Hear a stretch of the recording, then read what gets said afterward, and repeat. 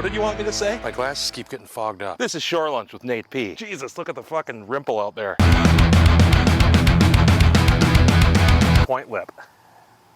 Today I'm very excited. We're gonna be fishing today for one of my favorite beasts, the catfish.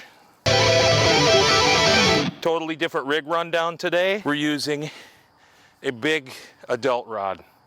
I've been using a tiny child's rod for the first 2 episodes. This is a bait casting rod for casting heavy weights. It's lined up with some 40-pound monofilament line for fighting big tough fish. It's got a clicker on it, so when I set this up, you push this button and you turn the clicker on and I can hear when a fish has got it, okay? How fat am I looking this morning on a scale of 1 to 2? We got a big rod. This is the ugly stick tiger rod, and we got our bait caster attached to it. We need this big rod because we might catch a big ass fish today. We're gonna set this guy up. We have our line. We have cut another piece of line that we're gonna use as a leader. I'm gonna put on 2 ounces today. So we have these no-roll sinkers. These things are made to hug the bottom of the river, keep your bait in the current where the fish are gonna be. What we're gonna start off with is our line like so. Weight on the line. Then we're gonna go in here and we're gonna grab a couple things. We're gonna grab a hefty swivel and we're gonna grab a little rubber bead. The purpose of this bead is to protect the knot. So now we're gonna tie on the swivel. Same knot as last time. Now, being that this is 40-pound line, sometimes it's tough to tie knots with it. Whatever. We're gonna cut this off with our stupid knife. Come over here, could you, and take a look in the box? This is my very organized tackle and hook box. These weird looking hooks are called circle hooks. The point of these hooks is when you're fishing like we're fishing today, big rod sitting in the rod holder waiting for a fish to take it, is that once we close the bail and we stop the line, this hook is gonna run right into the corner of the fish's mouth and hook in like so. I'm gonna take a smallish one. We're fishing for channel catfish and their mouths are gonna be anywhere between this big, this big, this big, this big, this big. So this hook should be perfect for that. We're gonna snell this hook. See back to episode 1 for the snell technique. I know a lot of people that actually get these snelled hooks ready before they even start fishing, but not me. Here's our leader. We'll put this through like so into the swivel. Remember we had the swivel and the weight and all that shit on there. And then we're gonna do this knot. This is a clinch knot. So that's it. We're gonna get this here like so.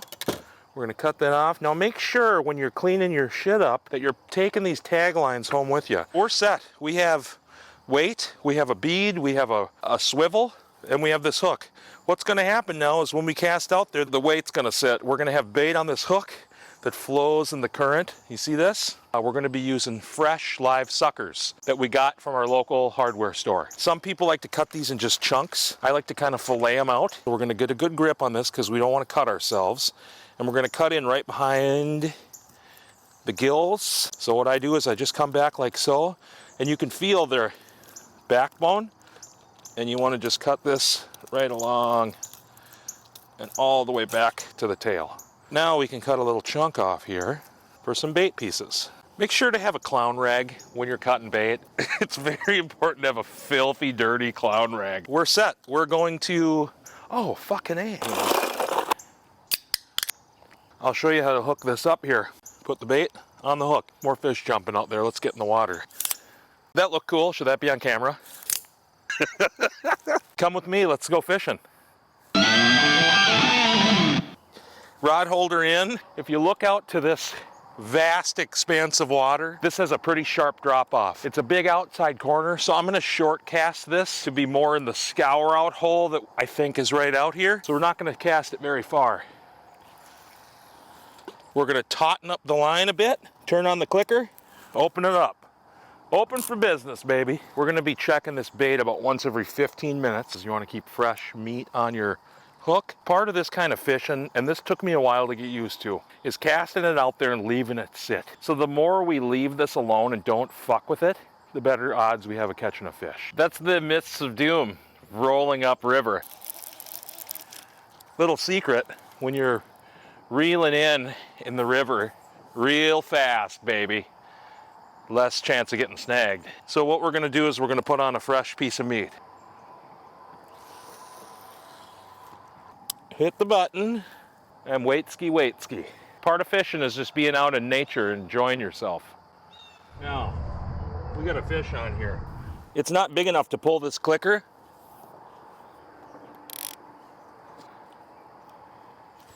Oh, fuck you. Oh, is it on? It's on. Oh, oh. Yes. This here is a little tiny channel catfish. This hook has done its job. It's hooked it right in the lip. This fish is going to be off to live another day. Look at this beauty. Right here on its back and right here between my fingers, there's sharp parts of their fins. Don't get poked by those, they hurt like crazy. But anyhow, beautiful fish. Bye, baby. Rebait, we gotta catch a bigger one before we have lunch today.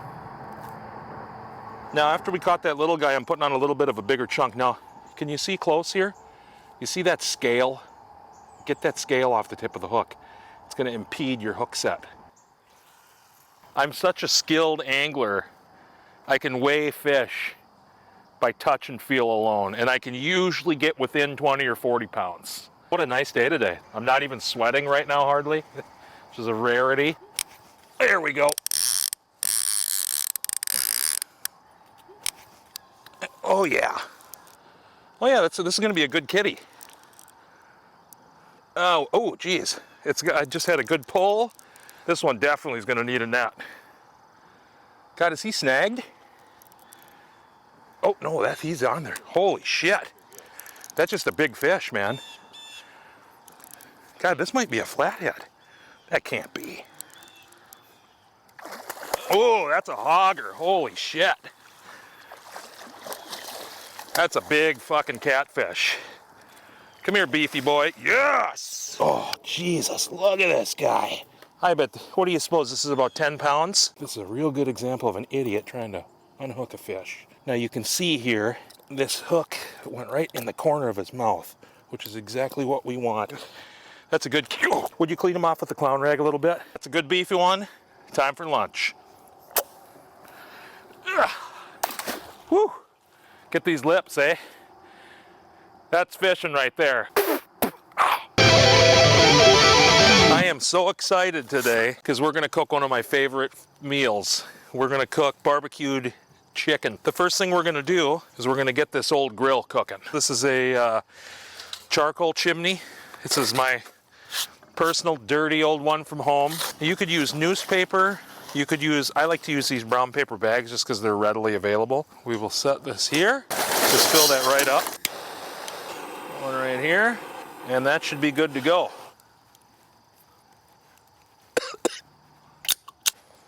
I got 5 legs and I have 3 thighs. Dark meat. The first thing we do is we brine the chicken, and I did this at home last night. So I took a half cup of salt and about 6 quarts of water. I put the salt into the water, I mixed it up with a whisk until the salt had dissolved. I put the chicken parts into this brine for 1 hour. What this brine does is it imparts this beautiful salty flavor. So part 2 of this is our spice rub that we have here. So what this is 1/4 cup of brown sugar, 1 teaspoon of sweet paprika, 1 teaspoon of cayenne pepper, 1 teaspoon garlic powder, 1 teaspoon onion powder, 1 teaspoon salt, 1 teaspoon black pepper. We're just gonna dump this in, the whole thing, okay? And I like to do this while the grill's heating up so we can kind of do like a dry rub marinade. Now there's still some liquid in this chicken from the brine. This mixture of spices, of sweet and savory and spicy spices, are gonna turn into almost like a barbecue sauce. Once this grill gets going, we're gonna cook them low and slow so they get so tender and juicy, they'll be as tender as a mother's love. Coals are looking really good. We're gonna take this top off and we're gonna dump these hot coals right in here. And I'm just gonna move some of these coals around in here. We want a hot spot on this side and a cold spot on this side. This will be perfect.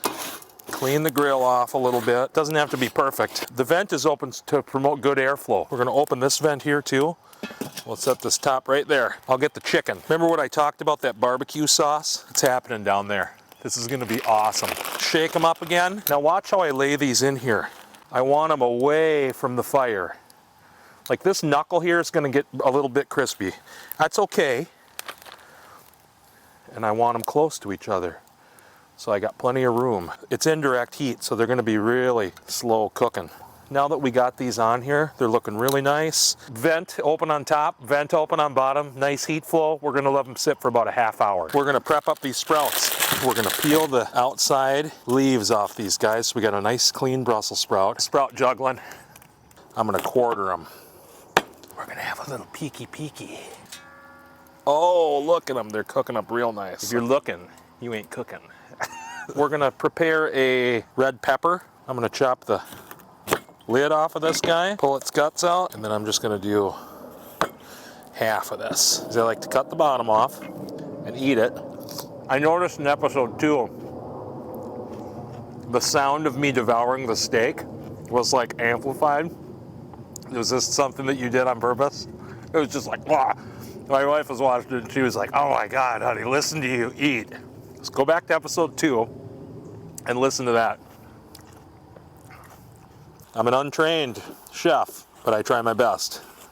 This time for the shallot, I'm just gonna cut some strips of it off. Okay, now I'm just gonna go over these real finely. I don't want them diced. I want kind of big, almost like a string of shallot. We're gonna have a little peek at the chickens here. So things are rolling along real nice. I'm gonna flip these around a little bit because some of these guys are getting a little bit of char, which I don't even give a shit about because they taste delicious. So we're gonna get this guy going. Like the first episode when we cooked our bacon, is we wanna cook it over kind of low heat. So I like to put the bacon right in the pan cold because we're gonna render the shit out of this stuff. I'm gonna cook it slow and low and we're gonna get it real nice. I like to flip my bacon a lot.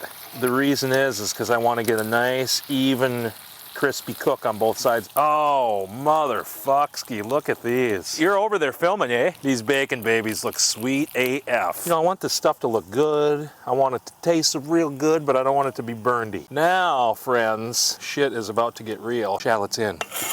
Beautiful. I'm not caramelizing these things. I want to cook them till they're nice and crispy and brown and delicious. Chicken, done, ready to go. That can just sit in there and be happy for a little bit. If you get a look in here, we got some nice crispers. They smell really good. They're soaking up that delicious fat. Last step, add these guys. Nice pepper. Get some salt. Really good. It's good bacon. We want these nice leaves to be crisped up. I turn the heat up a little bit for extra char. Cutting up the bacon. Lemon. This is gonna brighten this bad guy up real nice. Sartori Montemore. It's my most favorite cheese. Oh, I love this cheese. It's kind of a mix between a cheddar and a Parmesan. Okay, bad boys are ready to go. And it's time for plating. Get a nice pile of these in here. One leg. And we'll do this nice bird thigh over here. That's all she wrote. It's good. Is that it? Is that a medley? It's nice out and sunny. Is it reaction shot time? Oh.